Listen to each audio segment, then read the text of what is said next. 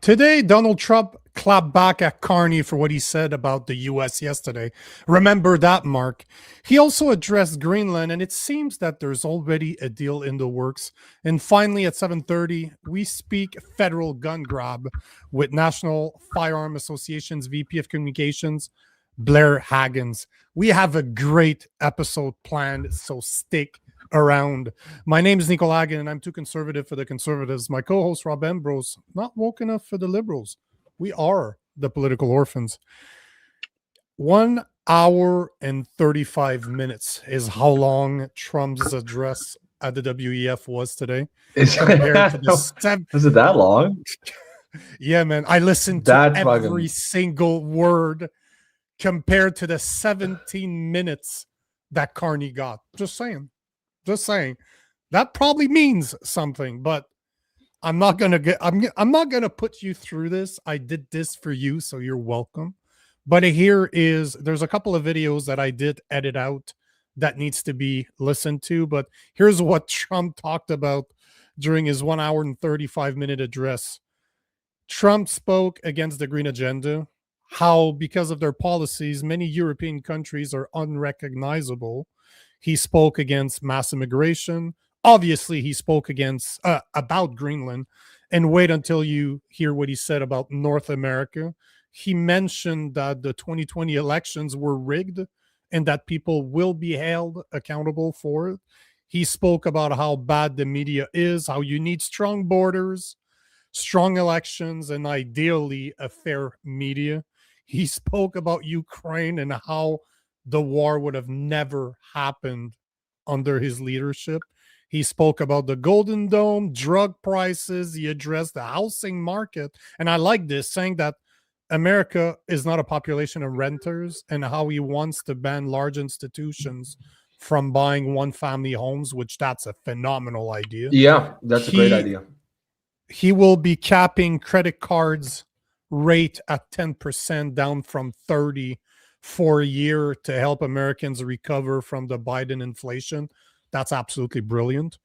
But the part that really stood up is what he had to say to Mark Carney regarding his address of yesterday. Because if you remember, Mark Carney did say some things about the U.S., and he spent 17 minutes blaming the U.S. for literally 11 years of bad liberal policies without ever addressing it. But unlike Carney, Donald Trump is ballsy, and he called him out directly using his name. And here's what Trump had to say to Carney. And Mark, for national and international security, and to keep our very energetic and dangerous potential enemies at bay, is this land on which we're going to build the greatest golden dome ever built. We're building a golden dome that's going to, just by its very nature, going to be defending Canada. Oh, shit. Oops. Wrong video. I'm like, this is not right at all. That sounds pretty good, actually. Carney's probably like, yeah. No, but that one we need to talk about because of what he says in the address. But here's the one. Oopsies.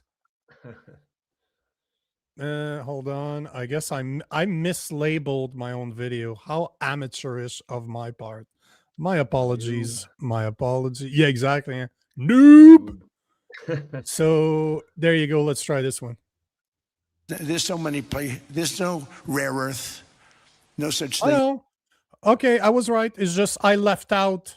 I left the first portion so it would make sense. So no, okay. It was the right video. Let's try that Canada again. Gets a lot of freebies from us, by the way. They should be grateful also, but they're not. I watched your Prime Minister yesterday. He wasn't so grateful. But they should be grateful to us. Canada lives because of the United States. Remember that, Mark, the next time you make your statements. What?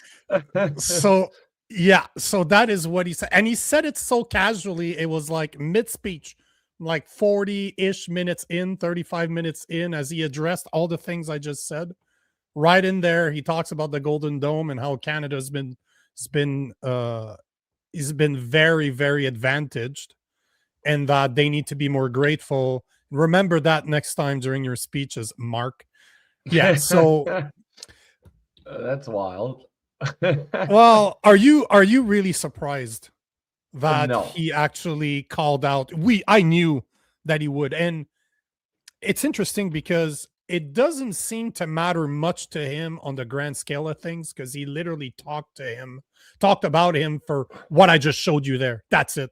He did not mention his name anywhere else. He kind of mentioned it. You'll see in the next video I'm going to play. He kind of mentioned Canada, about the Golden Dome and how automatically we're kind of protected. But outside of that, he did not mention really Canada, and even less Mark Carney. But I love the digs. He's very good at digging at people. And he even he talked about Gavin Newsom because he was in the crowd. He talked about, he's like, you people in the front, I all know what you do and what's good for you, and you guys have not done enough for us. He's talking directly to world leaders, saying, you know what? We had a 3-minute conversation and you changed your mind to avoid tariff, didn't you? He is just blast. He does not.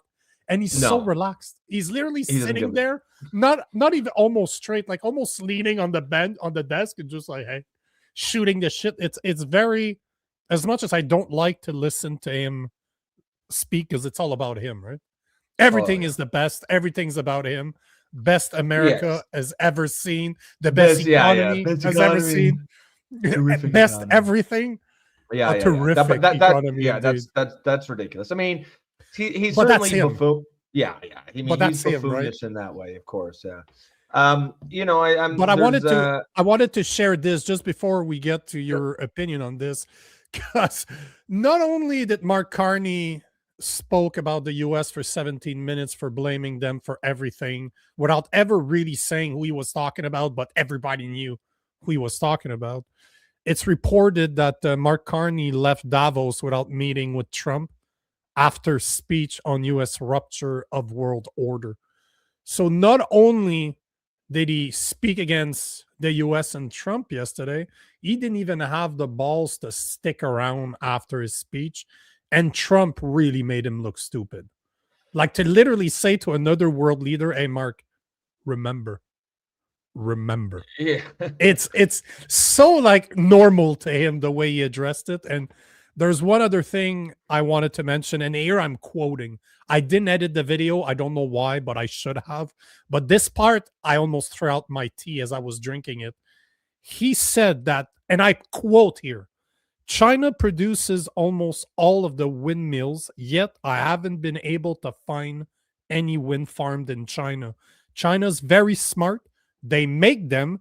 They sell them for a fortune. They sell them to the stupid people that buys them, but they don't use them themselves.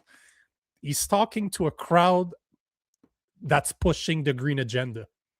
And he's basically calling them all stupid for buying wind, for buying anything that has to do with wind turbine, wind energy, but credits China for being smart because they're selling them to idiots without using it themselves. But the way he said it is just like Trump style. Love him or hate that guy, he's fucking hilarious. He is a funny guy. Oh yeah, he's a funny guy.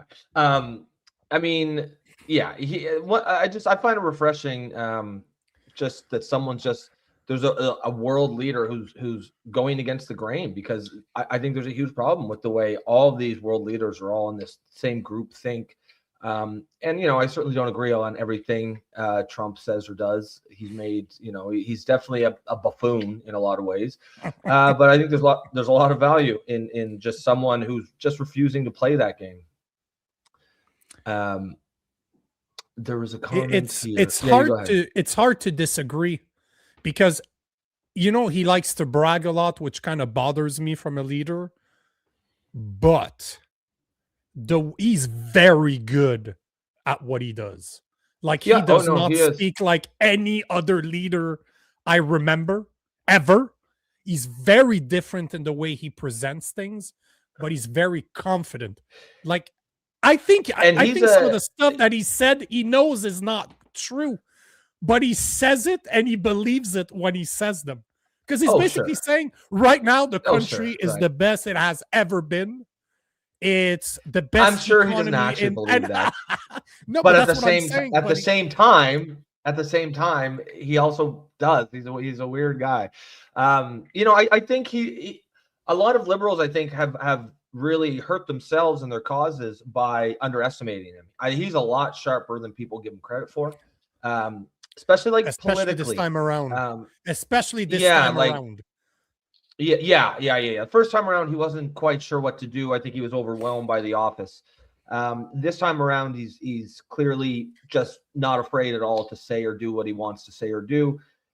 He definitely has a sixth sense of pinpointing the pressure points in the culture wars and just picking at them and picking at them. He's a master troll. Yeah, he is. I think I agree more or less with how Trevor summed this up. Trump is doing a good job, I'll admit, but he is no hero. That's kind of how I see it. There's a lot of, I think during normal times, Trump's probably a terrible president. I think he's probably a dangerous president in normal times. But in times where you need someone to go against the flow, to say, no, this is ridiculous, this is stupid. I think he is the president America needs right now in this moment. And like I said, I don't even like the guy that much. It's hard for me to disagree with you. Love him or hate him, he's doing what he said he would do. And he's very good at pinpointing pains that he can use to his advantage. He's very good at that. Very, very good at that. I don't know if you saw, but it's one of the comments that I'm going to bring it up here because that's a great comment. Woke till you're broke saying, we have snow covers. Oh, no, that's not it. Sorry. Somebody spoke about Macron's glasses. I wanted to address that. Oh, it was him. That's what I thought. Macron's sunglasses, LOL. Macron was wearing sunglasses the whole way through. In the middle of a speech wearing sunglasses. Trump why, right? ripped it. Trump ripped into him but he ripped into him for it. He's like, have you guys seen Macron sunglasses? I wonder why he's wearing those. Because his wife beats him up. That's absolutely true. That is exactly what it is. Did you see that video when they were getting off the plane a couple months back? And they were still in the plane, and the cameras were out, and you could tell that they did not realize they were on it. And she's just slapping the shit out of him. And he's like, like a little bitch. And then they look out and they see that people can see them, and they're all like, oh, and tried to but she obviously just an abusive person and just slaps the shit out of them. That's exactly. But that's what it looked like when I saw the glasses. I'm like, that looks like the same thing a woman that gets beat up by her husband is doing. That is exactly what I was thinking when I saw him walking around like a douche. Shit. Really like that douchebag in a nightclub that's wearing sunglasses. That's what he looked like because he thinks it makes him look cool. That's what he did. Like massive meetings with world leaders. He's wearing sunglasses. Like what the fuck? Stu, as always, thank you for the tip. There's a new world order because Mark Carney decided there's a new world order. Canada's nothing without the U.S., period. And I'm sure you didn't mean U.S. as period. But you're absolutely right. Mark Carney is not deciding that there's a new world order. He's the front man for it. Like I was talking about yesterday, the more I dig into Mark Carney and his involvement with the WEF, he was literally on the board of trustee when the 2050 net zero agenda came out. So that he participated in this. He's been talking about this crap for years. Like we're talking at least new world orders. The earliest public reference to the new world order by Mark Carney dates to 2009. So imagine behind closed doors. That's almost 20 years ago. So he's not only part of it, he orchestrated a lot of it. And a lot of it is pushed by the world's banks, like the central banks. And guess what? He is a central banker. So no surprises there that he's pushing this crap. It seems like his whole career is about selling this crap. So before we get to the next topic, because it's directly connected to Trump, I want to remind you guys that at 7:30 tonight, we are joined by National Firearms Association's VP of Communication, Blair Hagen, to speak about the new federal gun grab. And tomorrow, you don't know this, but I booked another guest tomorrow. 7:30 tomorrow, we are joined by Joe Anajar. I always destroy his name. He hates me for it. But Joe Anajar is the founder of the Canada First protests.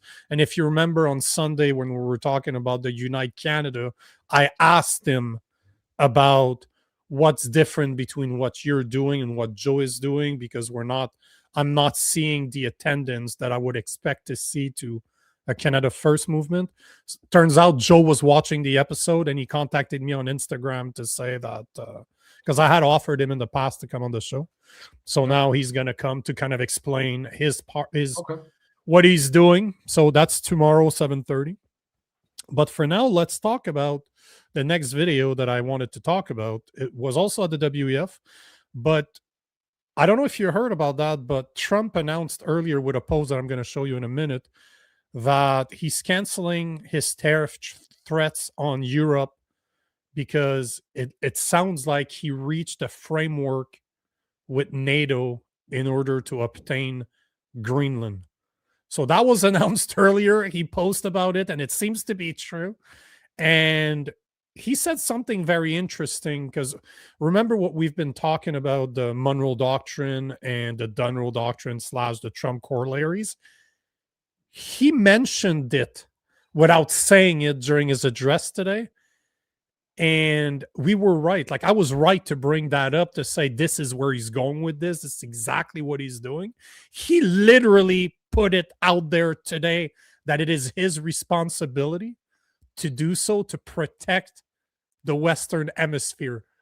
Like, he was flat out, he said it. So listen to this. There's rare processing, but there's so much rare earth. Everyone talks about the minerals. There's so many places. There's no rare earth. No such thing as rare earth. There's rare processing, but there's so much rare earth. And to get to this rare earth, you got to go through hundreds of feet of ice. That's not the reason we need it. We need it for strategic national security and international security. This enormous unsecured island is actually part of North America, on the northern frontier of the Western Hemisphere. That's our territory. It is therefore a core national security interest of the United States of America. And in fact, it's been our policy for hundreds of years to prevent outside threats from entering our Monroe Doctrine. We've done it very successfully. We've never been stronger than we are now. But listen to this. That's why American presidents have sought to purchase Greenland for nearly 2 centuries. You know, for 2 centuries they've been trying to do it.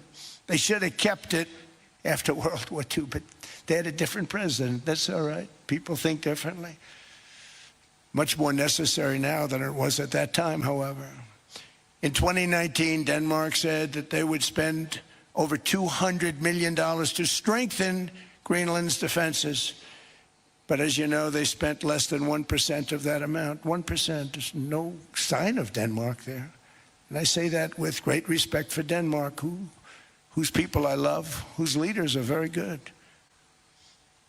It's the United States alone that can protect this giant mass of land, this giant piece of ice, develop it and improve it and make it so that it's good for Europe and safe for Europe and good for us.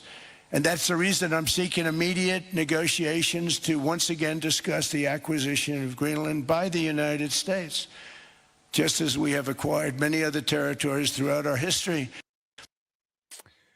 So he makes it very, very clear that he believes, as the American president, that it is his responsibility to secure the Western Hemisphere, exactly like the Monroe Doctrine from 1823.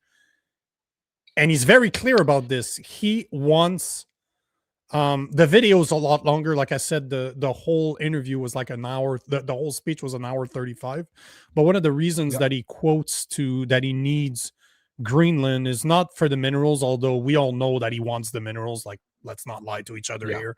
But if you think about it, he explains how Greenland is right in the middle between the US, Russia, and China. Like, all their missiles would have to cross over on top or above or near Greenland, and that's why he wants it to set up his Golden Dome.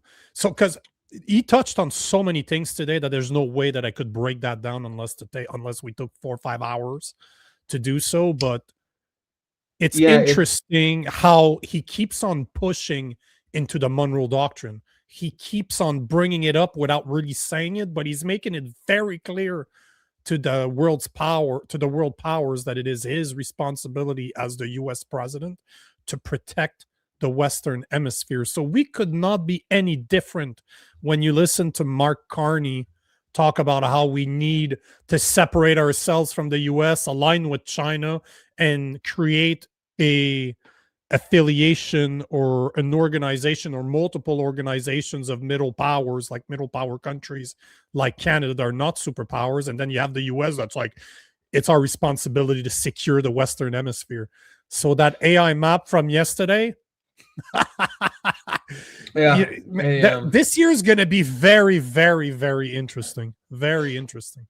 Yeah, I mean, I definitely have seen a lot of people, serious, not necessarily overly political people, like people whose expertise is in security and military and politics, who are not obviously libs or obviously conservatives, who are saying things like, I don't like the way Trump's going about it, but the more I think about it, the more it makes a lot of sense for America to have Greenland. There's certainly momentum building towards it, and you got to read between the lines a little bit with Trump. The way he was, very complimentary of the the Denmark leadership and stuff. To me, that tells me that negotiations are in play and they're going well. If he felt there was no way to get that diplomatically, he would be up there talking about how terrible they are. I think he's going to buy it. I don't think he's going to invade. I think Denmark, and it makes a lot of sense for Denmark to sell. I think, I don't know if this is fact or not, but there was rumors that they're going to offer $700 billion or something, which would wipe out all of Denmark's debt, like all their debt wiped out. I mean, that's pretty for right now. Greenland doesn't do anything for Denmark. There are only like 56,000 people living there from the numbers. Yeah, and that also includes like $200,000 for every person in Greenland or something. Like, it just, the incentives are just too strong. And America's clearly motivated to get it. I think it's going to get done, and I think it's going to get done amicably. Like, you're going to see handshakes and smiles from the Denmark side all around. Well, here's the post that he posted just earlier today. Based upon a very productive meeting that I have had with the Secretary General of NATO, Mark Rutte, we have formed the framework of a future deal with respect to Greenland and, in fact, the entire Arctic region. This solution is if consummated, will be a great one for the United States of America and all NATO nations. Based upon this understanding, I will not be imposing the tariffs that were scheduled to go on in effect on February 1st. Additionally, discussions are being held concerning the Golden Dome as it pertains to Greenland. Further information will be made available as discussed as the discussions progress, blah, blah, blah, blah, blah. But he's making it very clear that it was not a joke that he wanted Greenland. But like you said, I think it will be done diplomatically through purchase. He's going to buy it. And I think the whole... I don't like countries taking over other countries. I don't belong, that the territories don't belong to them.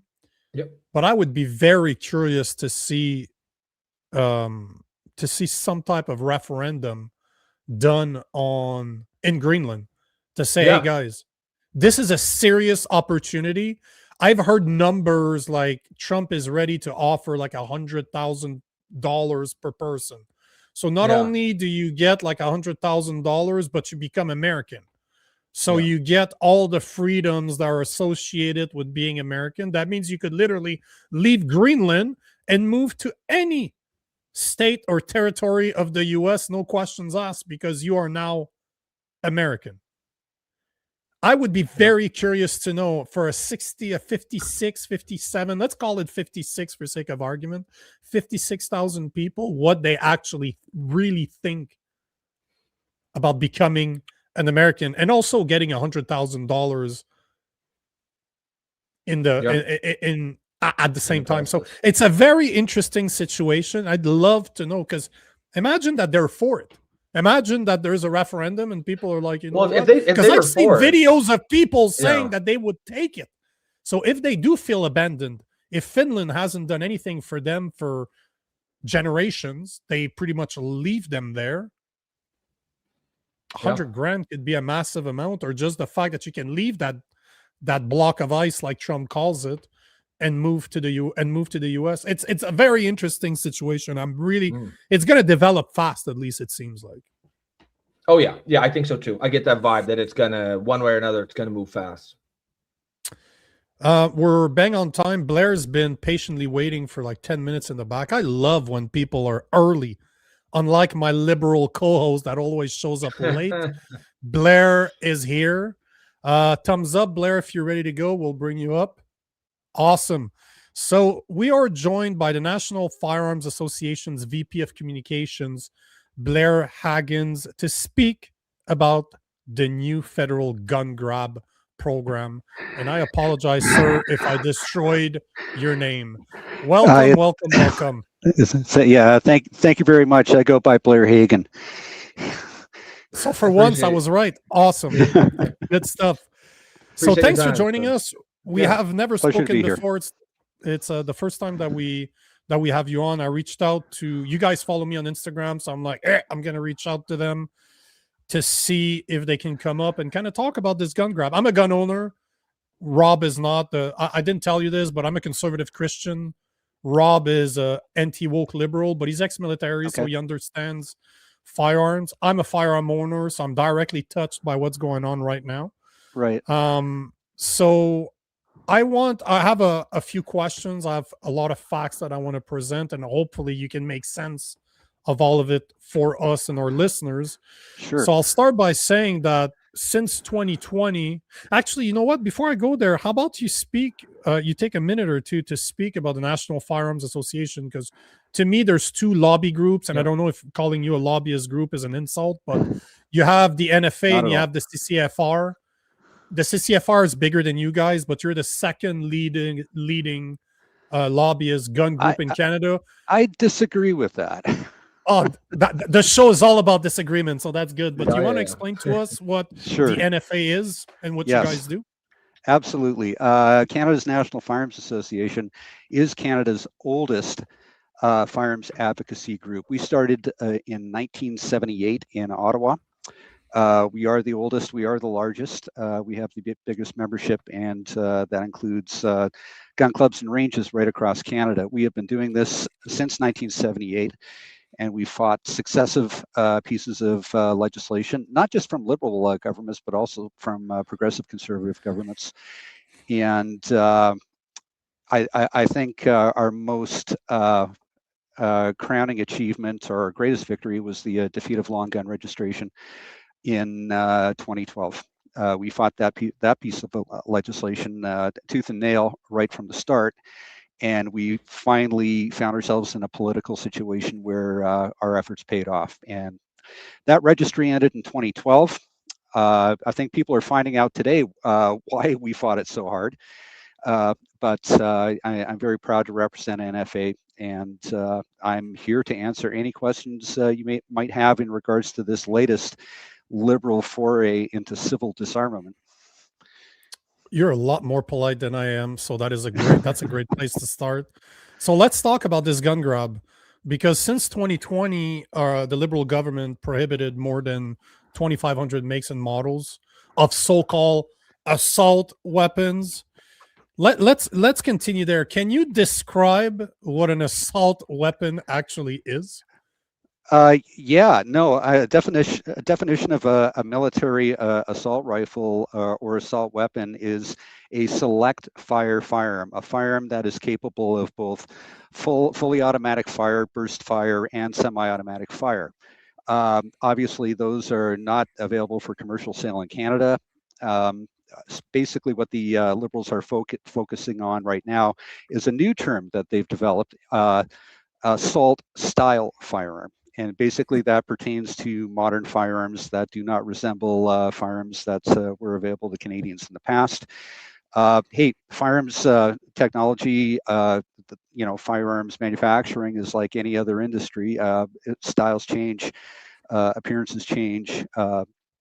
The type of firearms that people wish to acquire and the uses they want to use them in change as well. And the Liberals take a very dim view of that. The fact of the matter is that they assert that these firearms are more dangerous than any others. That is absolute nonsense. They are functionally identical to firearms that Liberals have not even touched or targeted. So obviously, we completely reject that. I think anybody who knows firearms or has common sense rejects that term that they are trying to introduce into the gun control debate in Canada. And it's unfortunate that they are targeting law-abiding individuals. And let's be frank. I mean, who are they targeting?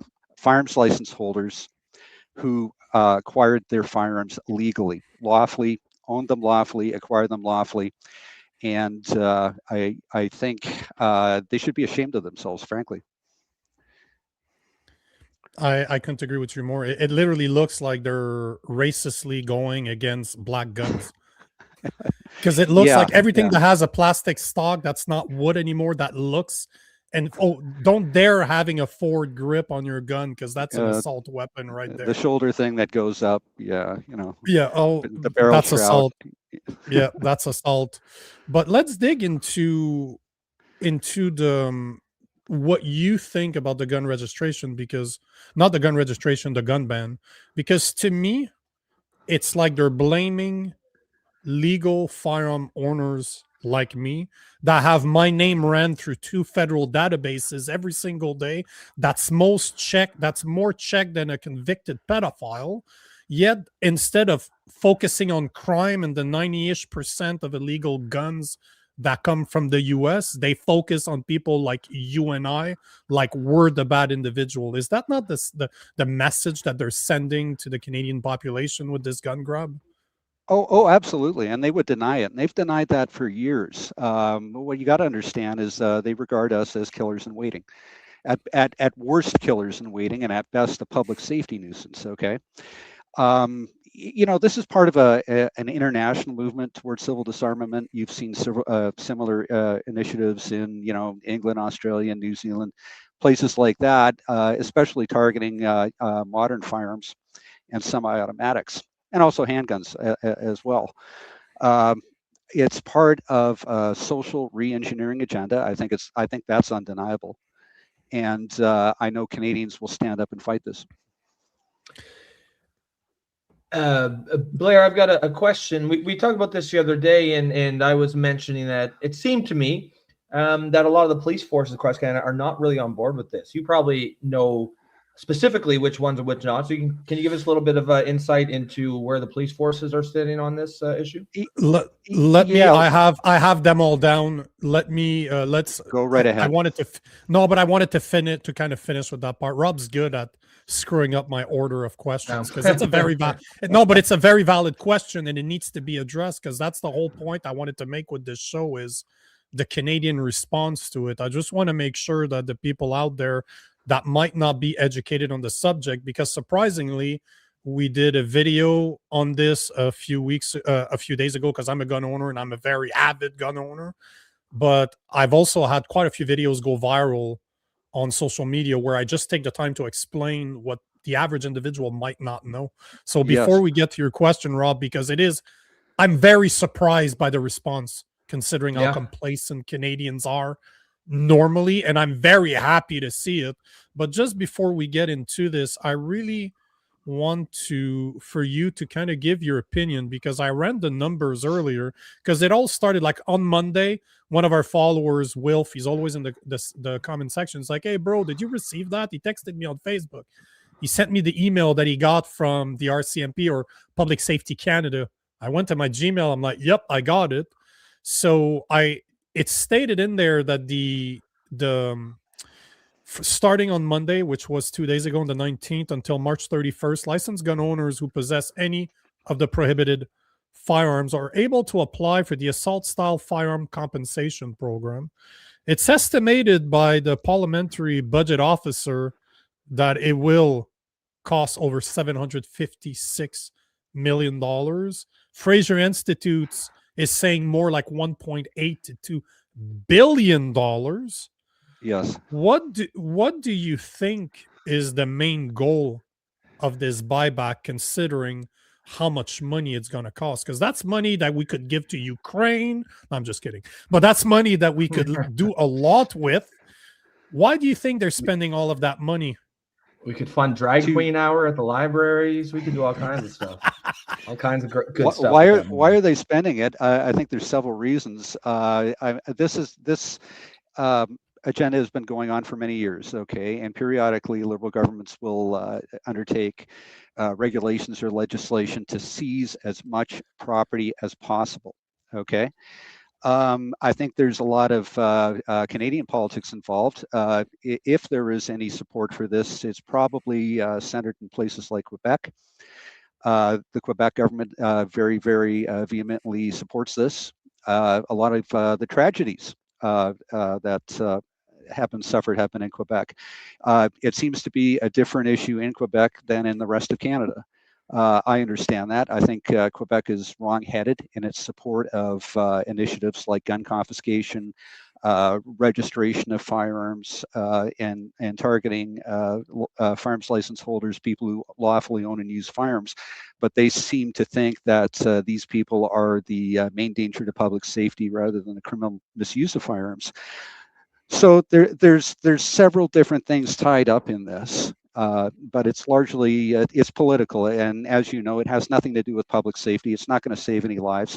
It's going to deprive people of their lawfully acquired and owned property. And, but frankly, they don't care because these are liberal values. Guns are bad. Guns have to be removed from society. Any way we can do that is legitimate. And that's basically where we stand.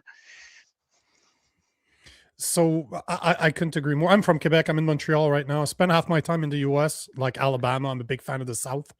And I'm from Montreal, spent half my life in Ontario. But yeah, you're absolutely right, because this is the only place in the country that has a gun registry for non-restricted firearm. And that is a provincial thing. That has nothing to do with the federal government. And I was looking, because going back to what Rob was asking you about the police force out there, I looked it up today. So the Toronto police came out to say that they will not enforce it. A few months ago, the OPP said the same thing. Today, Doug Ford said that he will stand with legal gun owners. The Premier of Manitoba, Wab Kinew, will not enforce it. Daniel Smith will not enforce it. Saskatchewan will not enforce it. The only place I could find in Canada that has stated that they would is Quebec. They said that they will cooperate with the federal government. One other large one, my own province, British Columbia. We have an NDP government here which supports the federal initiative and says it will participate. So does that surprise you? Because like Rob was saying, you can restate. Just go ahead and ask your question from earlier, Rob. Yeah, I was just asking what what you can tell us about the state of police force. I know the OPP said they won't. I believe Toronto police just recently came out and said they won't. It varies from province to province. I know the large police unions do not support this.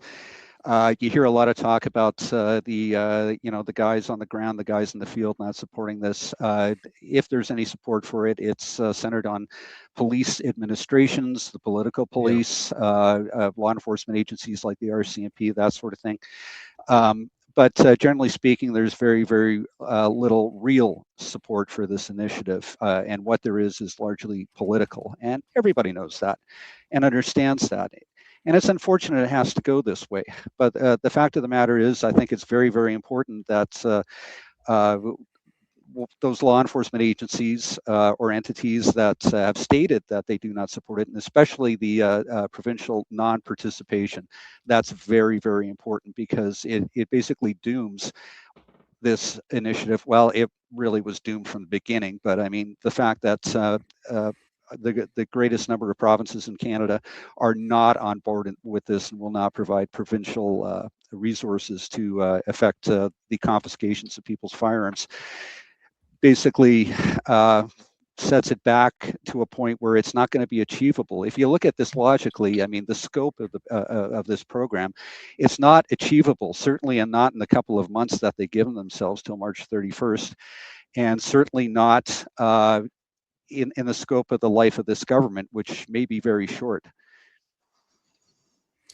What do you make of it? Does that surprise you? Because I think that was a part of the, at least that's where I thought Rob was going with this, because I'm surprised by this. I was surprised to see so many premiers come out, because Wab Canoe there ain't a conservative. Yeah. He's a liberal. No, he's a very liberal dude. I'm not surprised that Saskatchewan's going after. Yeah, my point exactly. He comes from a background of, you know, hunting, fishing, that sort of thing. Firearms are, you know, everyday part of life. I guess he understands firearms. He understands the issue and knows that this has nothing to do with public safety, and it's not going to help protect the people in his province. So I think it's common sense. Even a guy like Wab Canoe, who you would think, I mean, coming from the NDP, certainly in my province, the NDP are all on board with this, but in his province, I don't know. I guess he's just got more common sense. It's hard to associate NDP with common sense, though. I got to say, those things normally are oxymorons. But does that give you hope? Oh, absolutely. My God, I mean, as bad as, and I talk to people every day about this, and as you can probably imagine, there are a lot of people who are very, very concerned and very, very fearful of this. And frankly, I have to tell you, that's unforgivable. Okay, that a Canadian government would subject its people, its law-abiding people, who prove themselves to be law-abiding and holding licenses, holding registrations, everything that's necessary to lawfully own a firearm, to target them this way, and now to have them living in fear of their legal status, fear of the future, and offer them in such a crass way. Hey, you got 2 months to register your gun in our confiscation registry. You may be compensated, you may be not, but you know you should do it because and frankly, they haven't even made a case that this is necessary for public safety. You know, the few sort of excuses and bromides that they put out there have just been basically laughed at by people. So it's not widely supported. It's not widely accepted. And I have to tell you, I see a lot of parallels between this and the old long gun registry of the 1990s and early 2000s. And it was a different political situation then. You had a massive majority liberal government. You had no opposition in Ottawa. My God, the Bloc Québécois was the opposition party in Parliament at that time, and they could basically do whatever they wanted. And you know what happened to that registry. It failed spectacularly, wasted billions of tax dollars, and but they stuck to it, and it was not ended until the government changed.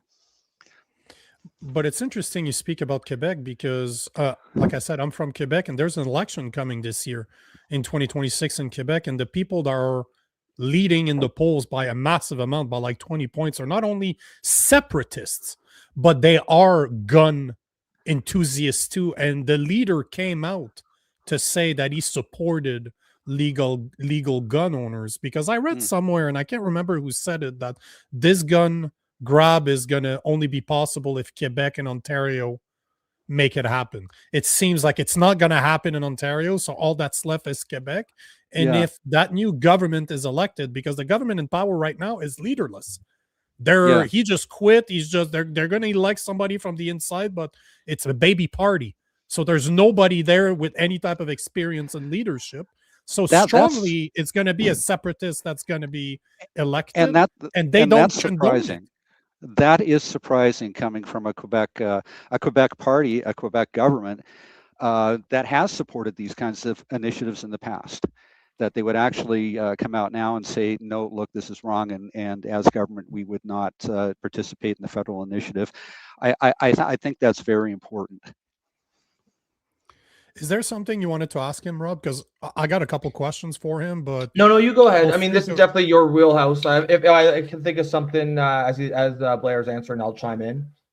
But okay, because I love this stuff. I'm always yeah, happy to yeah, speak it's about guns. definitely I don't your get to thing. speak Yeah, you about go it. ahead. And I don't get to speak about it enough. It's just one of the things we do on the show is we do a lot of deep dives into subjects. Like I'm the type to read a 140-page bill, take notes, and come back on the show and have legal experts come on and debate it with us to try to figure out what's really happening. And I was doing some digging because another thing that was part of the email that gun owners received is that this gun ban amnesty is set to expire on October 30th, 2026, which means that all those prohibited firearms and devices must be given to local police or permanently deactivated, because there's no chance of you're not grandfathered in like normal prohibition, like you're not allowed to keep them.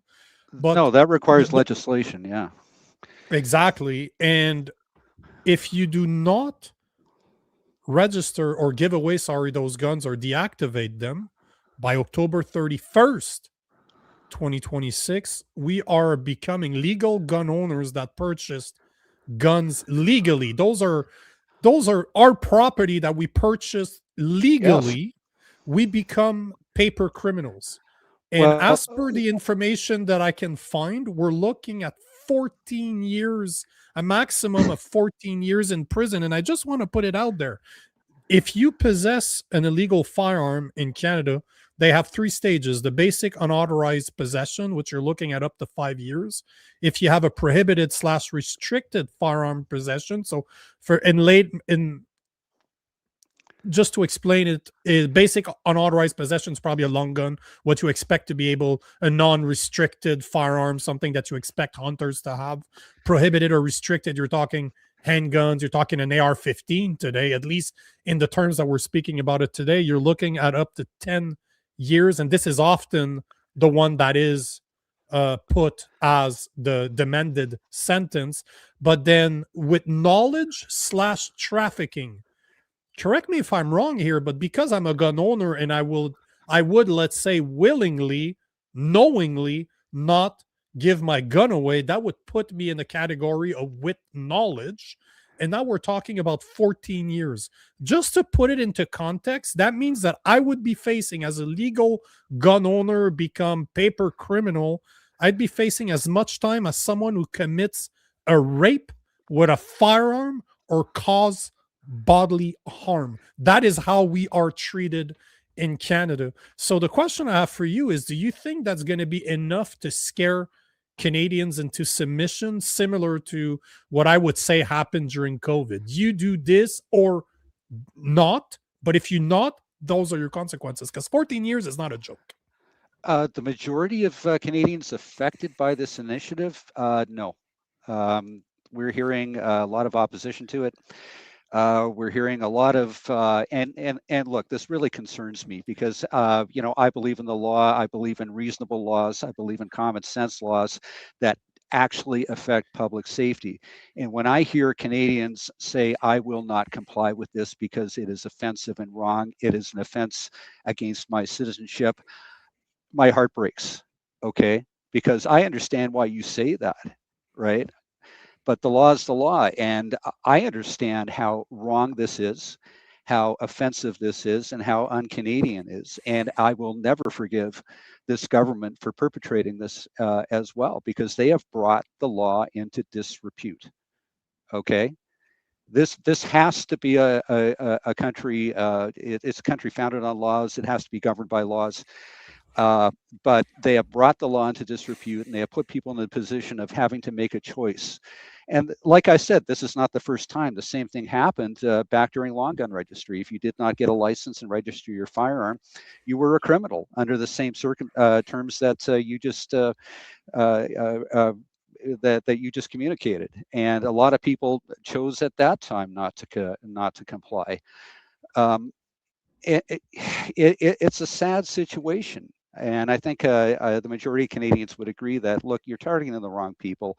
And if you want to bring really, really, heinous and really punitive measures against them, you're doing the wrong thing. You know, one of the things that my buddy told me about 10 years ago when I became involved in firearms, the guy that introduced me to it, he's like, you're going to have to understand something right now. As soon as you start the process of obtaining a license, you will become extremely political. You'll start to understand what really happens. Do you think that the fact that the average gun owner is extremely political, because we don't have a choice, we always have to be aware of what's going on, is going to play in the favor of us keeping our guns? Is going to play against the agenda that the Liberal government have with this gun ban? Well, it has since the advent of the current Liberal agendas against firearms, and that goes back to 1995, in the imposition of the current Firearms Act. I mean, that was watershed legislation that imposed a mandatory firearms license for simple ownership or possession of a firearm, and mandatory registration of all firearms, not just handguns or ugly black rifles or something like that. Everything, rifles and shotguns, and everybody knew at that time that, look, they're getting ready to confiscate guns. And yeah, so I think gun owners have been political in this country very, very strongly for the last 30 years, and we've defeated governments and we've elected governments, and we will do that again.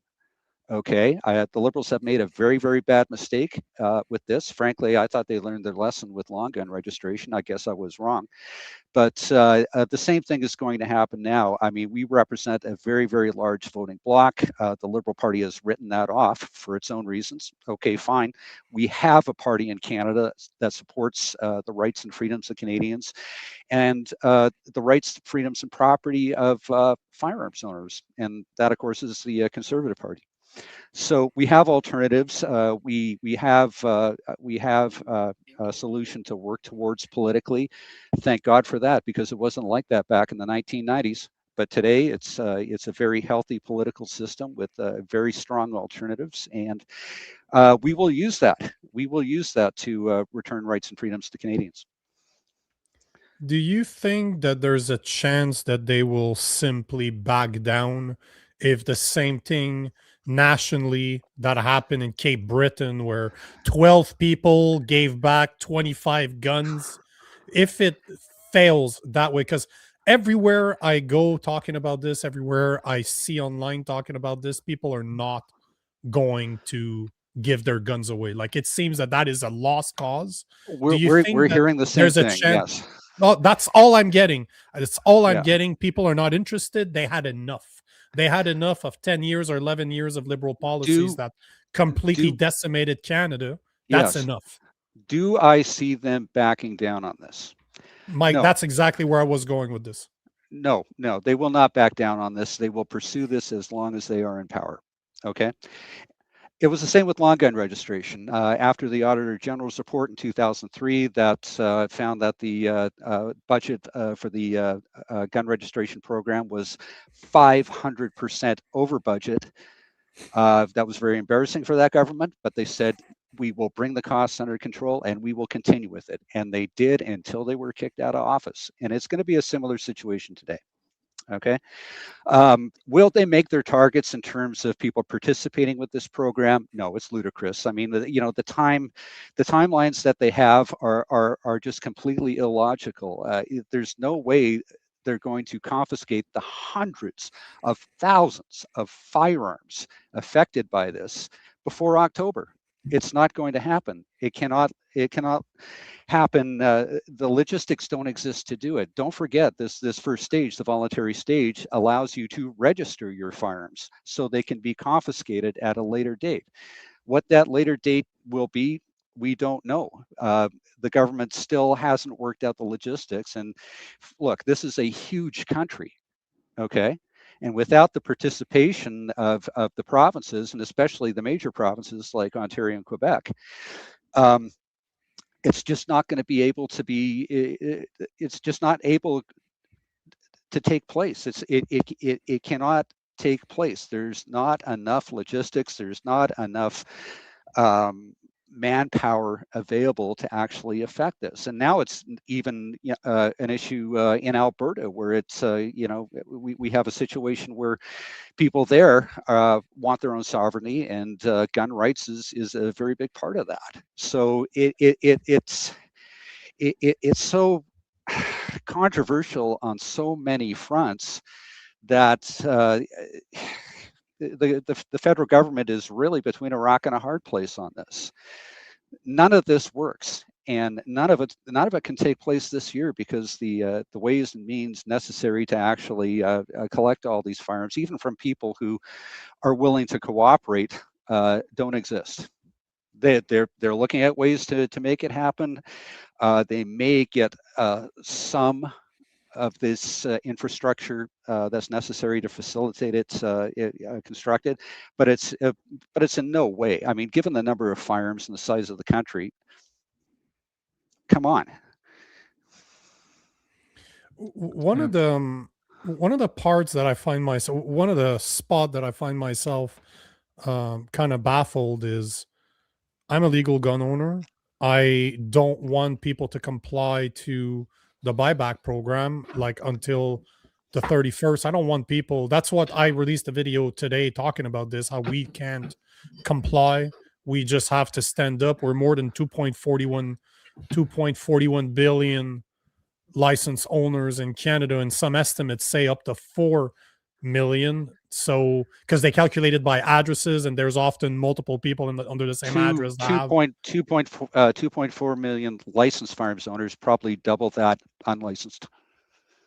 Yeah, sure. Those are the estimates I was seeing, about 4 million. Yeah. But the problem that I see here is, I want people to stand up for their rights. I want people to not comply with this whole thing. But I know that it would be illegal for me as even as an individual to say to my followers, hey guys, don't comply to the whole process. I've been smart. I said, don't comply with the buyback. Like, don't comply with the buyback. It's not an offense to say don't comply with the voluntary portion of this. My point exactly. But the question I have for you as a representative, as the VP of communications for the NFA, what are you going to have to tell people to comply if it goes forward for the October 30th date? Like, how do we get a movement started for people not to comply to this? Well, everybody's going to have to make his own decision. Okay. That's just where it lies. Smart. The law is the law. Okay.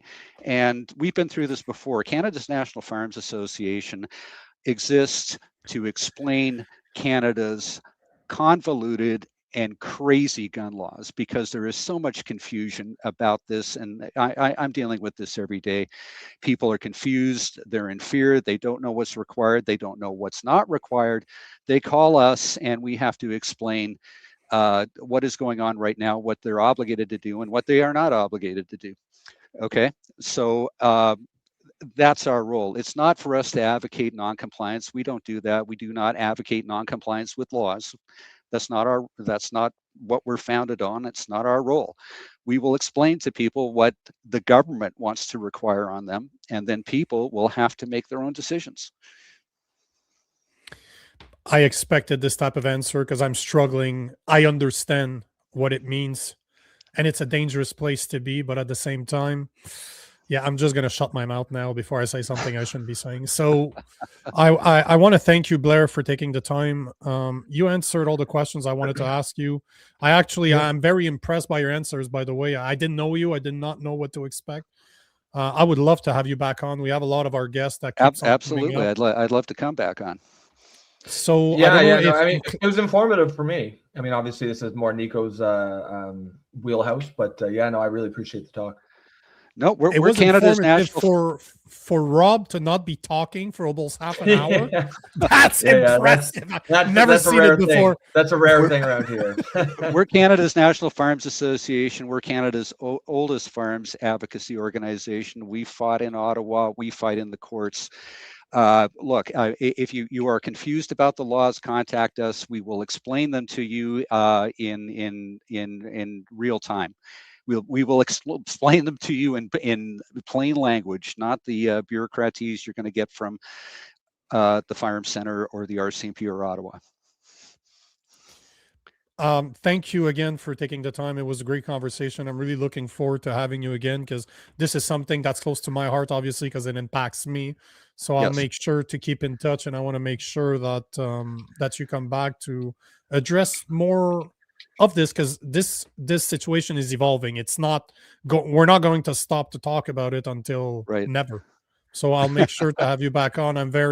Thank you a lot. Thank you very much for your time. If you don't mind staying in the background, I'm just going to kick you back to the back where we can see you, but you can't talk, just to make sure you're uploaded, you're ready to go. But thank you very much for your time. Really appreciate it.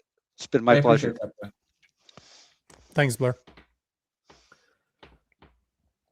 So there you go, Rob. Yeah. Good chat. You know, this is just one of those topics you know way more about. So I figured I'd let you take the lead. But it definitely learned a lot. You know, excellent answers. It looks like the audience was appreciative of it.